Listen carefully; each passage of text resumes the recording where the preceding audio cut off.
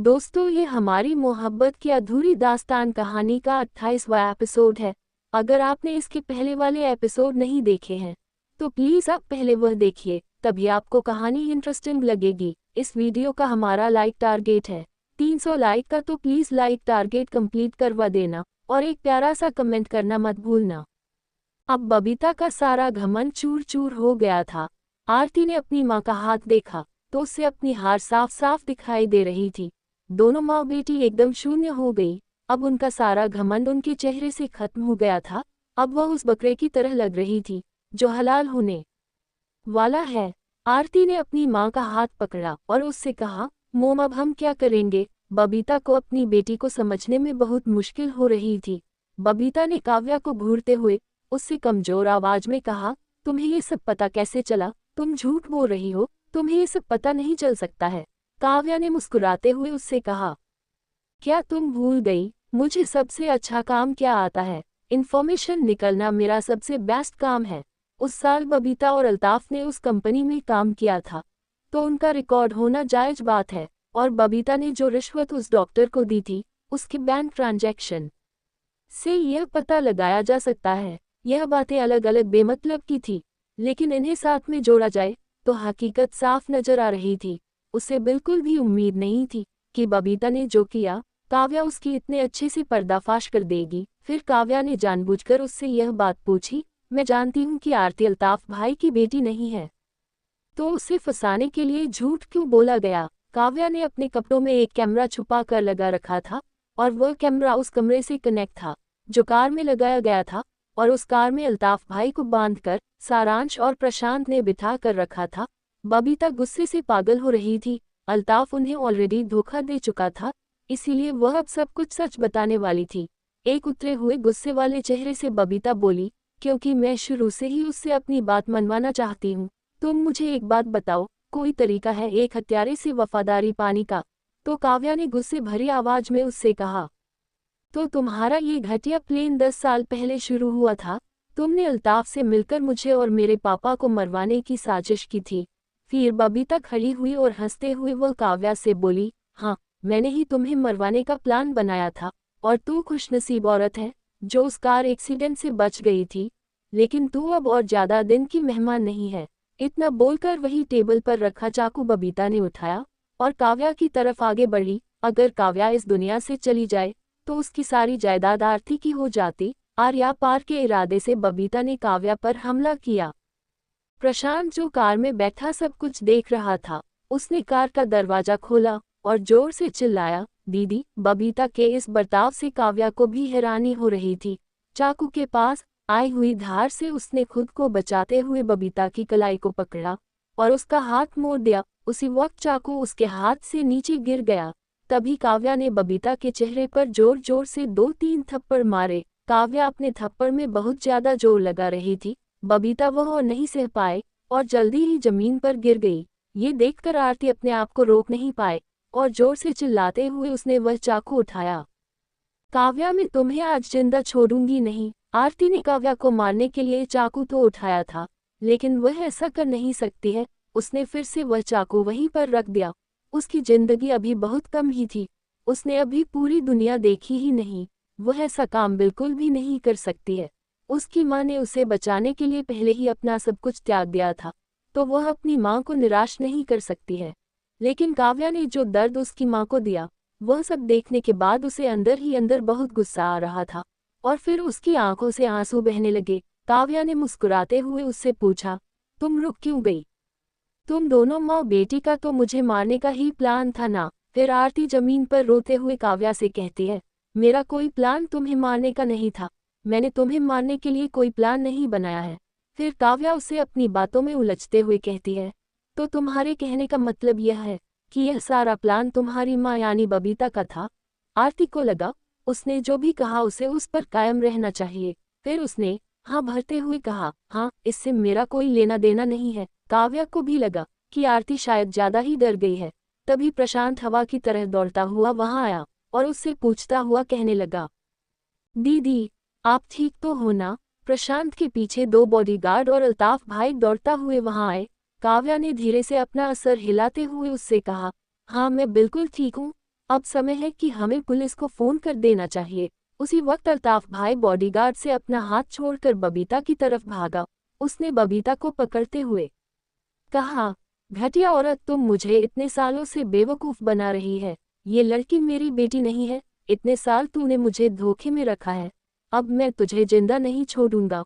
उसी वक्त अल्ताफ भाई ने वह चाकू वहां से उठाया और वह बबीता को उससे मारने ही वाला था, लेकिन काव्या ने उसके हाथ पर लात देकर वह चाकू नीचे गिरा दिया। अल्ताफ भाई गुस्से से चिल्लाता हुआ कहता है, तुम क्या कर रही हो? तुम मुझे इसे मारने क्यों नहीं दे रही हो? तभी काव्या उसे समझाते हुए कहती है, इसे मारकर तुम इसे आज़ाद कर दोगे। हमें इसे जिंदा रखना होगा। इसे पूरी जिंदगी जेल में सदाना होगा। ये सुनकर अब अल्ताफ भाई को भी अंदर ही अंदर डर लगने लगा। उसे भी यही एहसास हो रहा था कि शायद उसका भी यही हाल होने वाला है। थोड़ी ही देर बाद पुलिस वहां पर आ गई। पुलिस ने अल्ताफ और बबीता को पुलिस जीप में बिठाया और आरती को पूछताछ के लिए पुलिस स्टेशन आने को कहा।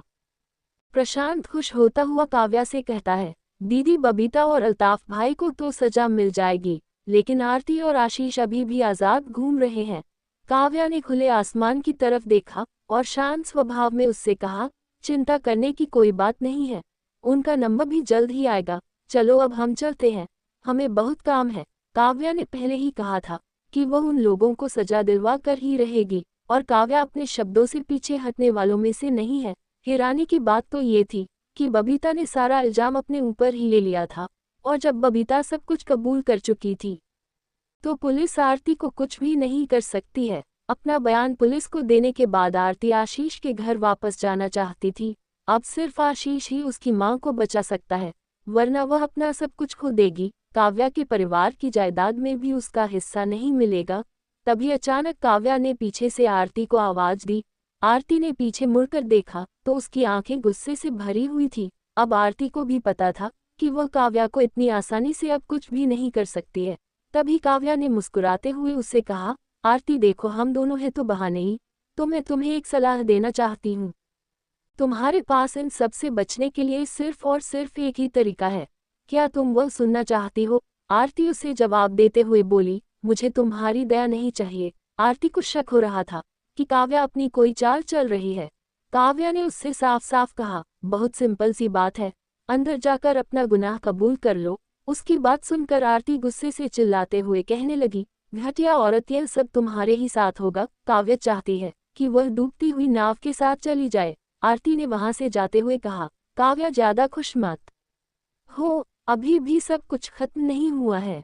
आरती के पास सिर्फ एक ही सहारा था, और वह था आशीष गुप्ता, और उन दोनों का एक ही दुश्मन था। उसे भरोसा था कि वह काव्या से बदला लेने में उनकी मदद जरूर करेगा। आरती गुस्से में वहां से निकल गई। थोड़ी देर में आरती ने जैसे ही अपने घर में कदम रखा, उसे लगा कि घर में जरूर कुछ बुरा हुआ है। घर में सन्नाटा छाया हुआ था। रोजाना घर में 4-5 नौकर इधर उधर घूमते रहते थे, लेकिन आज घर में कोई नहीं था। आरती को अंदर जाने में डर लग रहा था, क्योंकि उसे ऐसा लग रहा था जैसे वह शेर की गुफा में अंदर जा रही है। हालांकि उसने बिना परवाह किए अंदर गई। उसने देखा कि आशीष बाहर काउंटर पर बैठा हुआ था। आशीष अपने हाथों में शराब का गिलास लिए ऐसे बैठा था जैसे उसे इस दुनिया की कोई परवाह नहीं है, और तो और उसे अपनी जिंदगी की भी कोई परवाह नहीं है। आशीष का शांत मोड देखकर आरती ने चैन की सांस ली। उसने आगे आकर आशीष से पूछा, जान, तुम ठीक तो हो ना? घर पर तुम अकेले क्यों हो? घर पर कोई नौकर दिखाई क्यों नहीं दे रहा है? आशीष ने पलटकर उसे देखा और उससे सवाल पूछा, तुम बताओ, तुम अब तक कहाँ थी? मैं मॉम के घर थी। तुमने कहा था ना कि तुम्हें काव्या का कुछ करना होगा। क्या तुमने ऑलरेडी काव्या का कुछ कर दिया है क्या? ये सुनकर आरती का चेहरा उतर गया। नहीं जान, काव्या बहुत चालाक है। उसे हमारे प्लान के बारे में पहले ही पता चल गया है, और मेरी मॉम पुलिस स्टेशन में बंद है। मैं तो इसमें से बचकर निकल आई हूँ, लेकिन हमने जल्द ही कुछ नहीं किया है तो काव्या उसका जो भी है ना, वो हमसे छीन लेगी। जान, अब मेरा तुम्हारे अलावा कोई नहीं है जो मेरी मदद कर सकता है। चलो जल्दी से हम काव्या को खत्म करने का तरीका ढूंढते हैं। फिर अचानक आशीष अपने काउंटर से उठा और आरती की तरफ आगे बढ़ा। उसने आरती का हाथ खींचा और गले लगा लिया। ये देखकर आरती हैरान हो गई। उसने आरती के बालों में प्यार से हाथ फेरते हुए कहा, आरती, आई एम सॉरी, मैं तुम्हारी कोई मदद नहीं कर सकता हूँ। ये सुनकर आरती ने तुरंत उससे पूछा, पर क्यों? आशीष ने बहुत दुखी होते हुए उससे कहा, क्योंकि मेरा तो दिवालिया निकल चुका है। क्या? ये सुनकर आरती एकदम दंग रह गई और बोली, पर कैसे? गिरते हुए स्टॉक मार्केट की वजह से रातों रात मेरा सब कुछ छीन गया। ये बोलते हुए आशीष जोर जोर से हंस रहा था, लेकिन उसकी हंसी में बिल्कुल भी खुशी नहीं थी। आरती अंदर से पूरी तरह हिल गई थी, पर यह सब इतनी जल्दी कैसे हो सकता है? कल तक उनके पास सब कुछ था, वह इतने अमीर थे, वह एक रात में अपना सब कुछ कैसे खो सकते हैं? तभी आशीष बोला, आरती यहाँ से चली जाओ, तुम मुझसे जितना दूर भाग सकती हो भाग जाओ, अब मेरे पास कुछ भी नहीं बचा है, मैं तुम्हारी कोई मदद नहीं कर सकता हूँ और मैं भी कहीं भाग जाऊंगा, इसलिए यह शायद हमारी आखिरी मुलाकात हो। आरती हाथ जोड़कर उससे भीख मांगने लगी, नहीं, अभी भी कुछ भी खत्म नहीं हुआ है जान, मेरे पास बहुत सारे पैसे हैं, अभी भी सब कुछ खत्म नहीं हुआ है, हम साथ में भाग सकते हैं ना? हम वह पैसे काव्या को खत्म करने में इस्तेमाल कर सकते हैं। आशीष ने उसे प्यार से देखा और उसके चेहरे पर प्यार से हाथ फेरते हुए कहा, जान, मुझे तसल्ली देने की कोई जरूरत नहीं है, अगर तुम्हारे पास कुछ पैसे हैं तो वह हमारे लिए फिर से नई शुरुआत करने के लिए काफ़ी नहीं होंगे। नहीं, ये काफ़ी है, मेरे पास काव्या की पूरी जायदाद है, मेरे पास काव्या की 100 करोड़ की जायदाद है, ये हमारी ज़रूरत से भी ज़्यादा होंगे। ठीक है, जल्दी से यह सारा पैसा मेरे इंटरनेशनल अकाउंट में ट्रांसफ़र कर दो, हम ये देश छोड़कर जल्दी से यहाँ से निकल जाएंगे। उसी वक्त आरती के दिमाग में एक बात आई कि उसे अपना सारा पैसा आशीष को नहीं देना चाहिए। बबीता पर तो पहले से ही काव्या और उसकी फैमिली का खून करने का इल्जाम लगा हुआ था। काव्या की जायदाद जब्त करने में पुलिस को जरा सा भी समय नहीं लगेगा।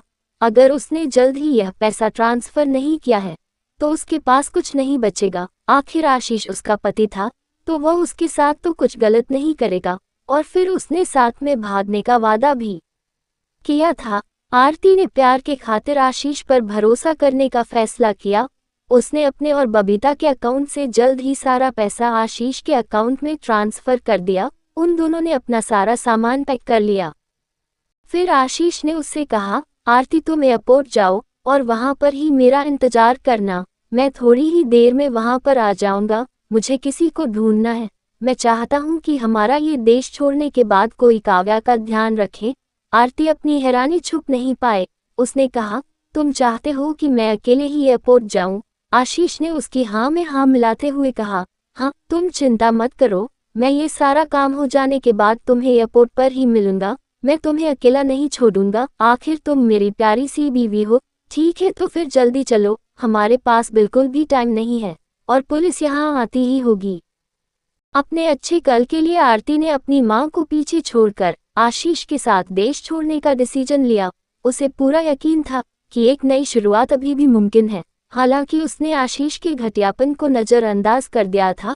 वह तब झूठ नहीं बोल रहा था जब उसने कहा कि उसे काव्या को मारने के लिए किसी की जरूरत है, लेकिन उसने यह बात नहीं बताई थी कि उसकी हेड लिस्ट में आरती भी शामिल है। जब आरती एयरपोर्ट के लिए घर से निकली तो एक वैन उसका पीछा कर रही थी। आरती को रास्ते में एहसास हो गया कि कुछ तो गड़बड़ है, तो फिर अचानक वह वैन उसकी कार से टकराए। उसकी कार हवा में जा गिरी। उस रात आशीष ने 2 प्लान बनाए थे, उन दोनों में से एक को चुनना आरती को काव्या को मरवाने पर डिपेंड करता था।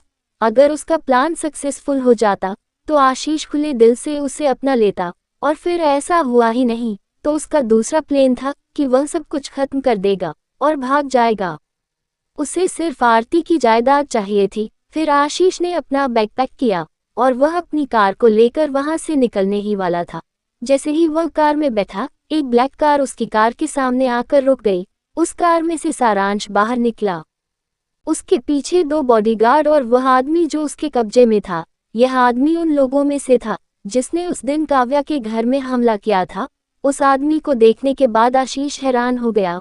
उसे लग रहा था कि उसका प्लान एकदम परफेक्ट था, लेकिन उसकी आंखों के सामने अब उसका प्लान फेल हो चुका था।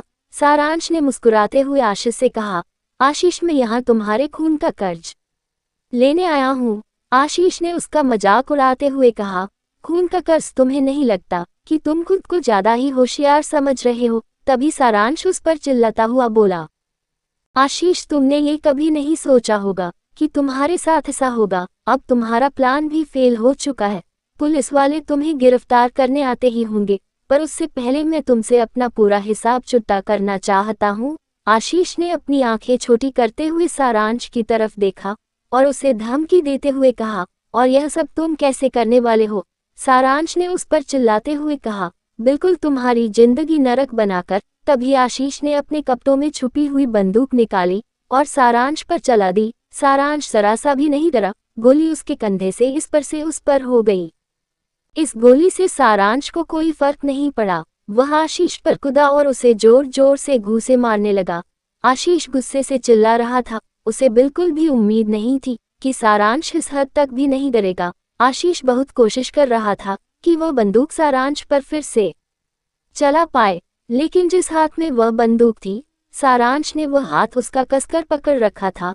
सारांश के चेहरे पर नफरत साफ दिखाई दे रही थी जब वह आशीष के चेहरे पर एक के बाद एक घुसे मार रहा था।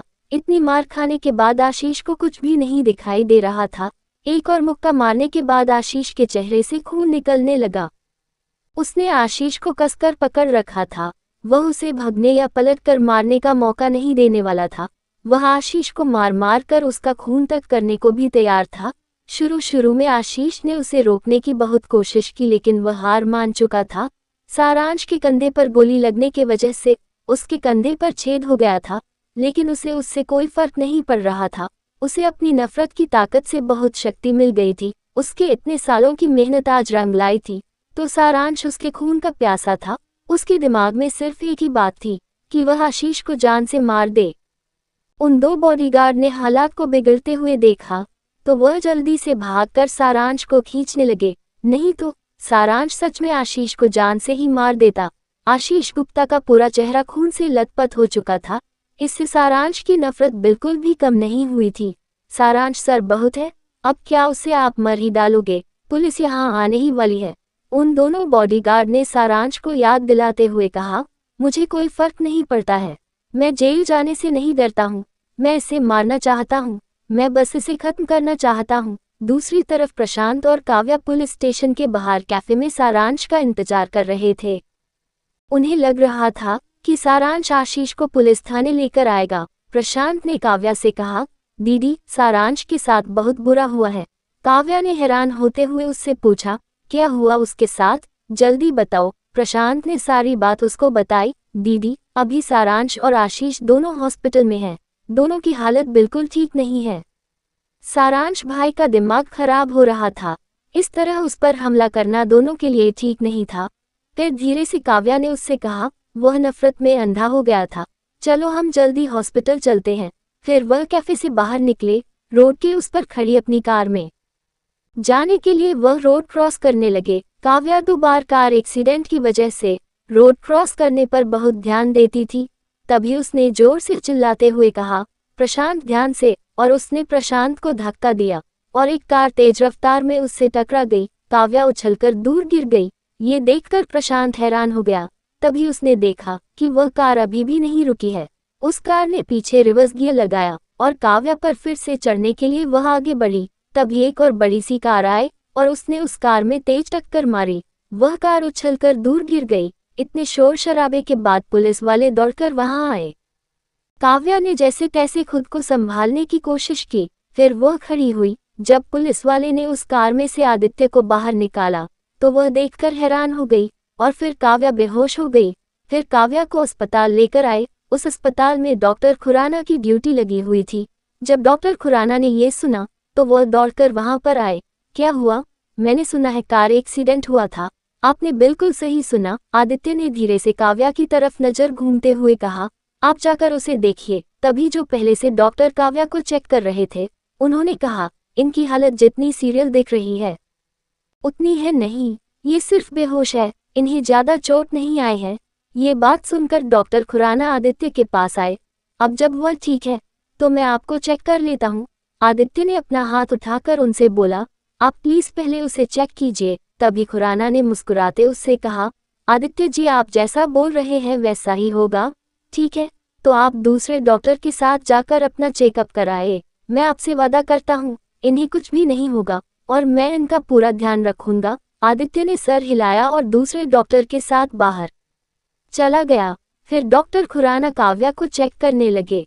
दोस्तों, आज के इस एपिसोड को हम यहीं पर समाप्त करते हैं। अब हम मिलेंगे इसके आगे वाले एपिसोड में। दोस्तों, कहानी बहुत ही ज़्यादा इंटरेस्टिंग लग रही है। अगर आपने अभी तक वीडियो को लाइक नहीं किया है तो लाइक कर दे, और चैनल को सब्सक्राइब नहीं किया है तो चैनल को सब्सक्राइब कर दे और नोटिफिकेशन बिल को भी ऑन कर दे, ताकि हम इस कहानी का अगला एपिसोड डालें तो आप लोगों को नोटिफिकेशन मिल जाए। Thanks for watching my video.